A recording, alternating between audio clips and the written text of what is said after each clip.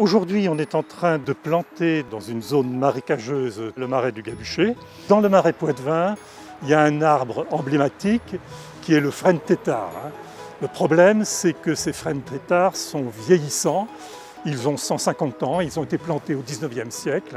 Et deuxième difficulté, c'est que depuis exactement 2016, ici dans la région, il y a un champignon qui s'attaque donc aux frênes, c'est la calarose. Donc nous sommes en train d'anticiper par des plantations alternatives. On a là une opération de reboisement avec 50 spécimens de chênes pédonculés qui ont été plantés. La ville de Niort est engagée dans un plan qui est le plan Canopée, qui est un plan de boisement. Et donc sur l'enjeu propre au secteur marais, il était évident de travailler avec le parc naturel régional pour être en cohérence et avec nos plans et avec les plans de reboisement du parc.